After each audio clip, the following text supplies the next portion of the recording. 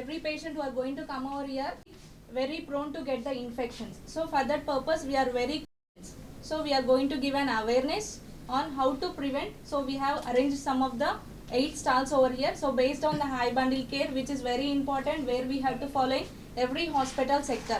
So we have taken some of few topics from hospital prevention infection controls. So based on that one, we have arranged the stalls.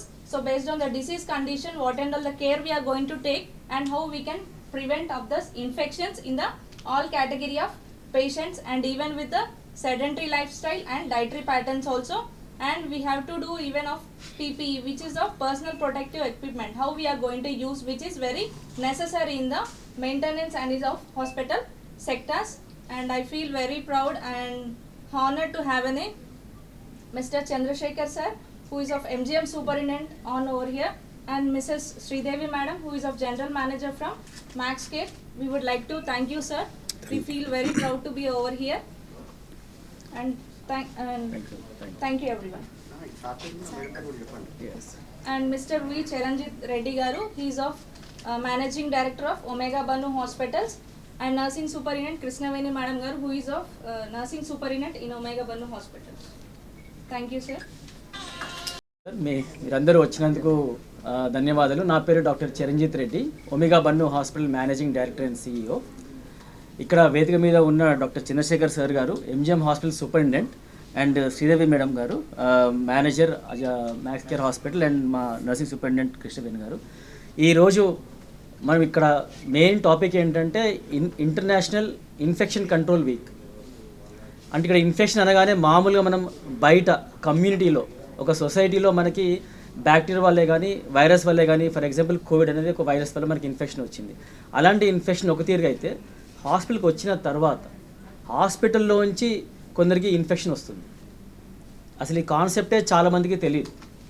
So వీటిని hospital acquired infections అంటాము, are nosocomial infections అంటాము. For example, ఒక పేషెంట్కి pneumonia, బయట జ్వరానికో జలుబుకో దేంతోనో lung infection అయి వచ్చి ఉంటాడు, కానీ ఆ పేషెంట్కి వచ్చిన నిమోనియా బ్యాక్టీరియా హాస్పిటల్లో ఇతర పేషెంట్స్కి స్ప్రెడ్ అవుతుందన్నమాట. అలాంటివి ఇన్ఫెక్షన్ స్ప్రెడ్ కాకుండా చూసుకోవడమే ఈ డిపార్ట్మెంట్, ఇన్ఫెక్షన్ కంట్రోల్ డిపార్ట్మెంట్. ఇది మన ఇండియాలో కానీ మన స్టేట్లో కానీ చాలా ప్రైమరీ స్టేజ్లో ఉంది. సో దాన్ని మనం ప్రమోట్ చేయాలి, దాన్ని అవేర్నెస్ తీసుకురావాలి. హాస్పిటల్ సెట్టింగ్స్లో, అంటే క్లినికల్ ప్రాక్టీస్ సెట్టింగ్స్లో మనము ఇన్ఫెక్షన్ ఎలా కంట్రోల్ చేయాలి విత్ ఇన్ ద హాస్పిటల్, ఆ అవేర్నెస్ కోసమే ఈ ప్రోగ్రామ్ కండక్ట్ చేయడం జరిగింది. ఉదాహరణకు చెప్పాలి అంటే, పోస్ట్ ఆపరేటివ్ పేషెంట్ ఒకటి సర్జరీ అవుతుంది, తర్వాత ICU కానీ లేకపోతే వేరే వార్డులో కానీ ఒక 4-5 days ఉంటాడు సర్జరీ తర్వాత. అది హార్ట్ ఆపరేషనే ఉండొచ్చు, లేకపోతే జాయింట్ ఆపరేషనే ఉండొచ్చు.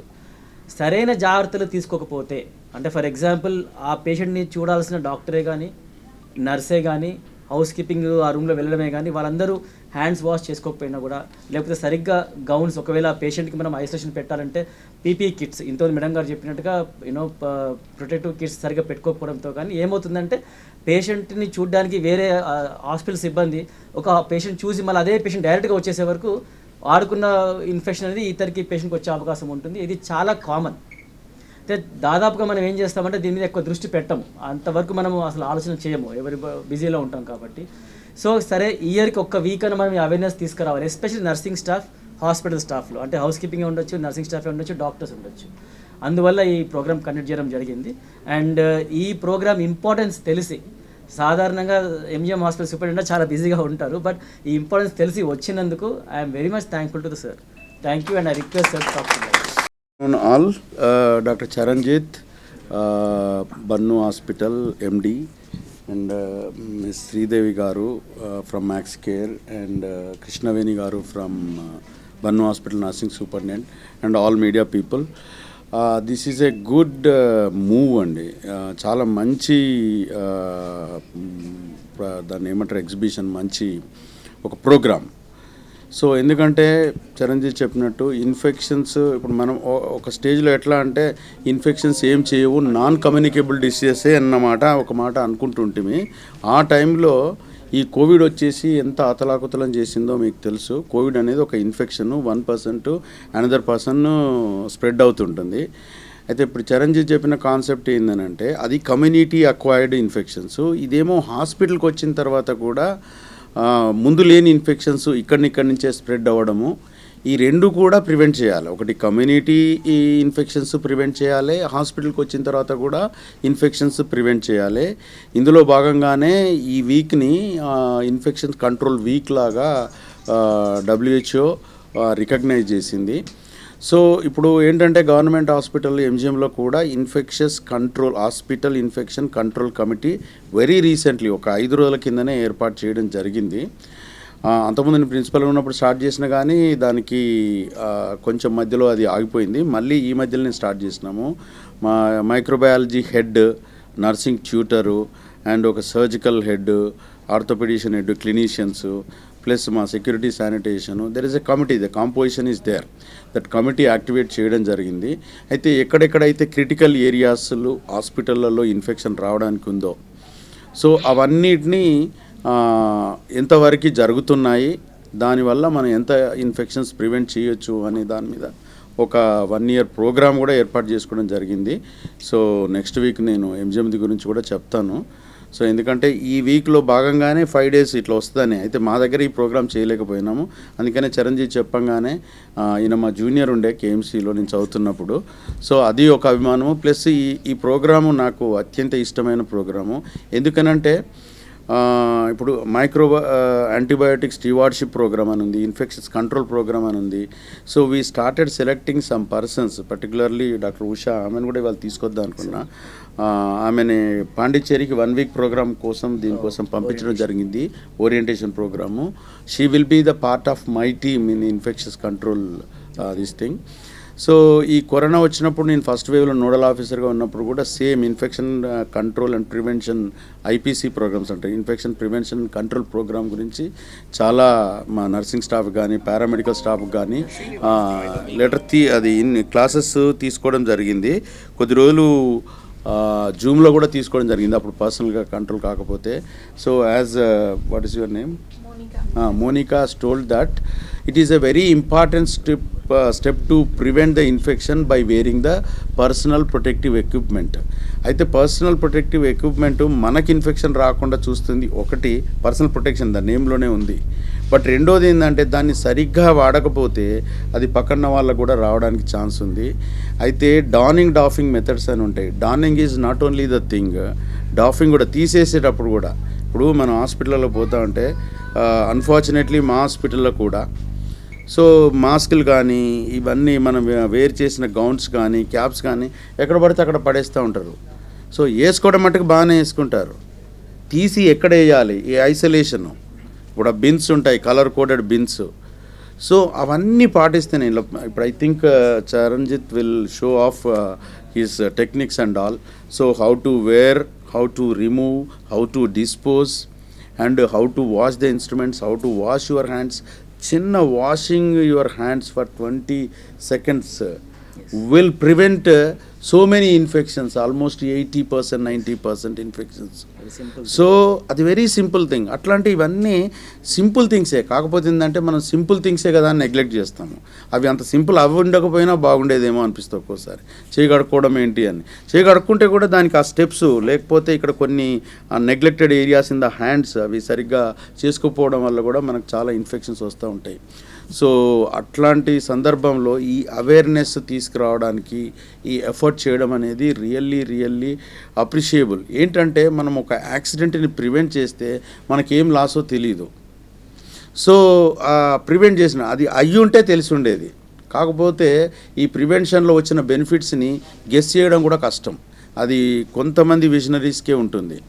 సో అదొకటి. ఇంకోటి రెండోది ఏంటంటే ఇప్పుడు ఆపరేషన్స్ అవుతూ ఉంటాయి, ప్రొసీజర్స్ అవుతూ ఉంటాయి హాస్పిటల్లో, cross infections, hospital acquired infections, తర్వాత నోసోకోమియల్ ఇన్ఫెక్షన్స్ అని అంటారు. సో ఇవన్నీ ప్రివెంట్ చేయడం వల్ల రికవరీ రేట్ ఫాస్ట్గా ఉంటుంది. ఇప్పుడు సర్జరీ ఎంత 1 గంటలో అవుతుంది, తర్వాత హీల్ అవ్వడానికి ఒక 5 days పడుతుంది అని అనుకోండి. ఈలోపు ఇన్ఫెక్షన్ వచ్చింది అనుకోండి, క్రాస్ ఇన్ఫెక్షన్ 10 days 15 days అవుతుంది. ఇంకా అనదర్ 5 days ఎక్స్టెండ్ అవ్వడం వల్ల హాస్పిటలైజేషన్ కాస్ట్స్ అండ్ ప్లస్ దానికి కంట్రోల్ చేయడానికి తీసుకునే యాంటీబయాటిక్ కాస్ట్స్.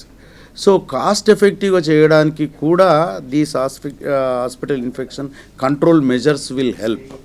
ఇంకొకటి ఏంటనంటే హాస్పిటల్ ఇన్ఫెక్షన్స్లలో మొండితనం ఎక్కువ ఉంటుంది, రెసిస్టెంట్ స్ట్రెయిన్స్ ఎక్కువ ఉంటాయి. ఎందుకంటే ఇక్కడ వాడిన అన్ని యాంటీబయాటిక్స్కి అవి రెసిస్టెన్స్ డెవలప్ చేసుకొని మామూలుగా వాడే యాంటీబయాటిక్స్కి లొంగకుండా మొండిగా తయారవుతాయి.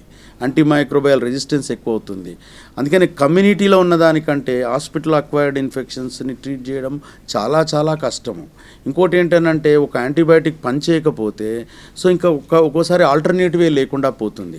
ఆపరేషన్ సక్సెస్ అవుతుంది, ఇన్ఫెక్షన్ వల్ల డెత్ అవుతుంది. సో ఆపరేషన్ ఫెయిల్ అయితేనే డెత్ అయింది అనే సిచ్యువేషన్ వస్తుంది. అందుకనే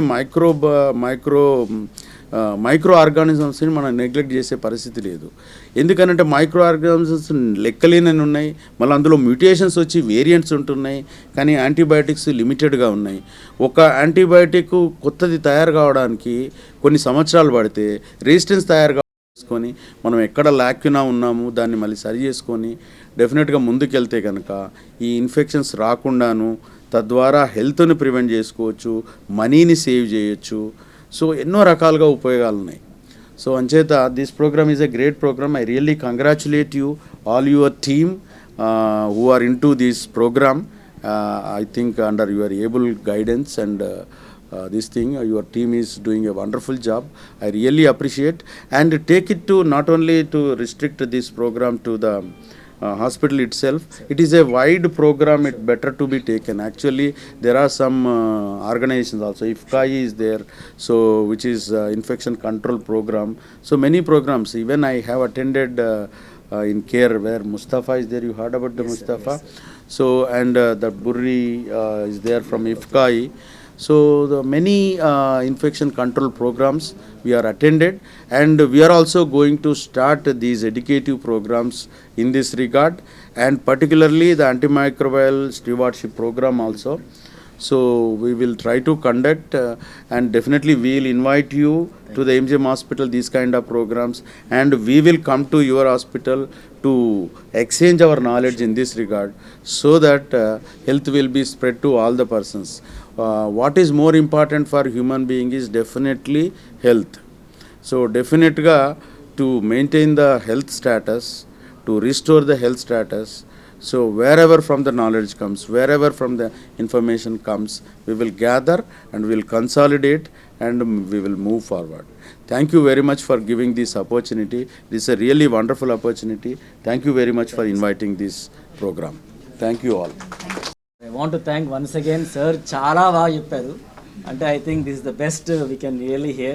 చాలా బాగా చెప్పారు sir. Thank you so much. We learn so much, and I think at least కొంతమంది కొందరి కమ్యూనిటీలో కొందరు జనాల్ని మనం సేవ్ చేయొచ్చు అని చెప్పేసి నేను మనస్ఫూర్తిగా ఆశిస్తున్నాను. Thank you once again sir. Thank you.